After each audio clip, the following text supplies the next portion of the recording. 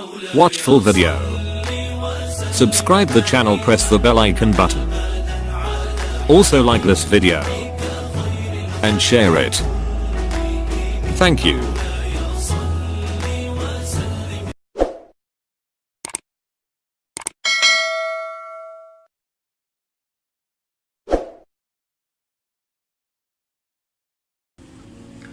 أعوذ بالله من الشيطان الرجيم بسم الله الرحمن الرحيم ولو أن أهل القرى آمنوا واتقوا لفتحنا عليهم بركات من السماء والأرض صدق اللہ العظیم۔ اللہ تعالیٰ نے ارشاد فرمایا کہ وہ قوم جو تقوی اختیار کرتی ہے، جو ایمان لاتی ہے اور پھر تقوی اختیار کرتی ہے، تو ہم اس کے لیے آسمان سے دروازے کھول دیتے ہیں۔ گزشتہ کئی مہینوں تک پاکستان میں، پوری دنیا میں لاک ڈاؤن لگا رہا، اور نہ صرف پاکستان میں بلکہ پوری دنیا میں ہر سطح کا انسان متاثر ہوا اور وہ پریشان رہا۔ خصوصاً پاکستان میں ہم مسلمانوں نے اس لاک ڈاؤن سے کچھ بھی نہیں سیکھا۔ رمضان المبارک میں تراویح نہیں ہوئی، مساجد بند رہیں، اعتکاف نہیں ہوا، حرمین شریفین بند رہا، اور وہاں کی تمام رونقیں جو ہے وہ بالکل غبار آلود ہو گئیں اور مسلمان فیوز و برکات سے محروم رہے۔ لیکن مسلمانوں کی زندگیوں پر رتی برابر بھی اثر نہیں پڑا۔ ہونا تو یہ چاہیے تھا کہ جب کچھ عرصے کے بعد لاک ڈاؤن کھل گیا اور پھر زندگی معمول پر آنا شروع ہو گئی، تو نہ صرف یہ کہ ہمیں اپنی زندگی معمول پہ لانی چاہیے تھی، بلکہ ہمیں اللہ کی طرف اور زیادہ رجوع کرنا چاہیے تھا۔ ہماری مساجد ہر نماز میں اتنی بھرنی چاہیے تھی جتنی جمعے والے دن بھرتی ہیں، لیکن ایسا کچھ بھی نہیں ہوا۔ اس کا مطلب یہ ہوا کہ نیک عمل کرنے کے لیے توفیق کی ضرورت ہے، وقت کی ضرورت نہیں ہے۔ یہ تو میں لاک ڈاؤن کی بات کر رہا ہوں۔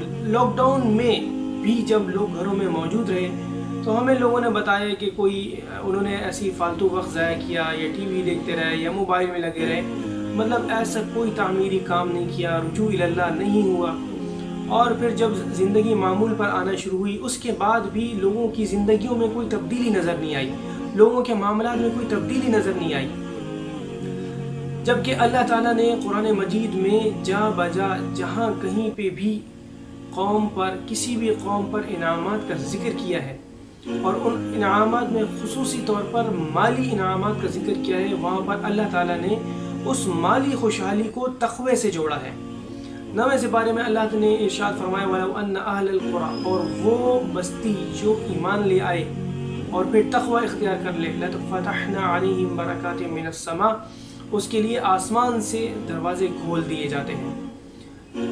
اللہ تعالیٰ نے سورہ طلاق میں ارشاد فرمایا وَمَن يَتَّقِ اللَّهَ يَجْعَل لَّهُ مَخْرَجًا، اور وہ شخص جو تقوی اختیار کرتا ہے تو ہم اس کے لیے ایسے راستے رزق کے بنا دیتے ہیں کہ جہاں سے اس کا گمان بھی نہیں ہوتا، اس کو ایسے راستوں سے رزق دیا جاتا ہے۔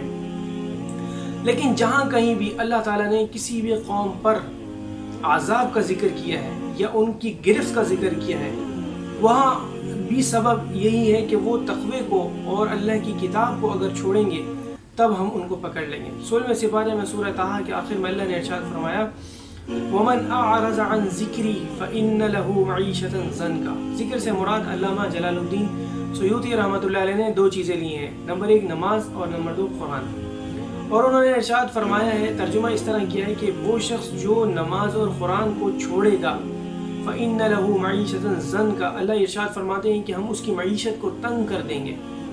وَنَحْشُرُهُ يَوْمَ الْقِيَامَةِ أَعْمَىٰ، ایک عذاب ہم دنیا میں دیں گے اور دوسرا ہم آخرت میں دیں گے۔ یہ تو تھا دنیا کا عذاب کہ ہم اس کی معیشت کو تنگ کر دیں گے، اور وہی کچھ مسلمانوں کے ساتھ ہوتا رہا، کیونکہ مسلمان اسلام سے، تقوی تو بہت دور کی بات، بلکہ اسلام سے ہی دور ہوتے چلے جا رہے ہیں۔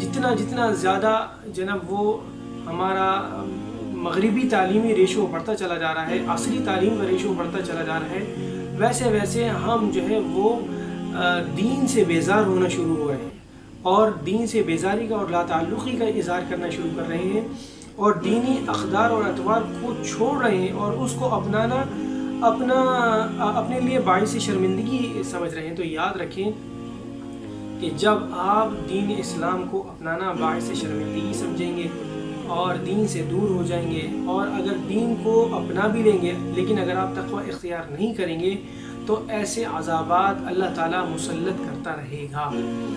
اسی طرح اللہ نے ارشاد فرمایا وَضَرَبَ اللَّهُ مَثَلًا قَرْيَةً كَانَتْ آمِنَةً مُطْمَئِنَّةً يَأْتِيهَا، کہ وہ ایک بستی کی مثال ارشاد فرماتا ہے کہ ایک ایسی بستی تھی جس کو ہر طرف سے رزق دیا جاتا تھا، یأتیہا رزقها رغدا من کل مکان، ہر جگہ سے، فکفرت بانعم اللہ، تو انہوں نے ہماری نعمتوں کی ناشکری کی۔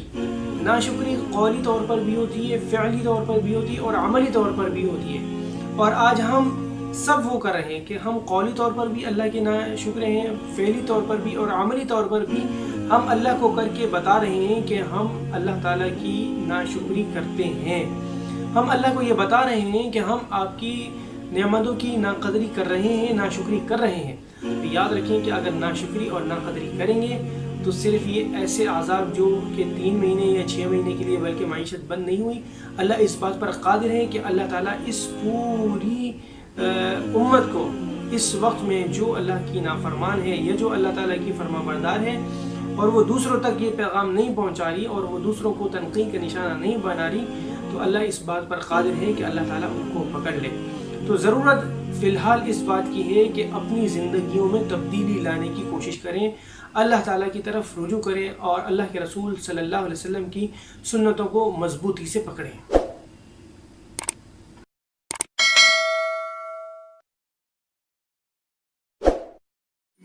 Watch full video. Subscribe the channel, press the bell icon button. Also like this video and share it. Thank you.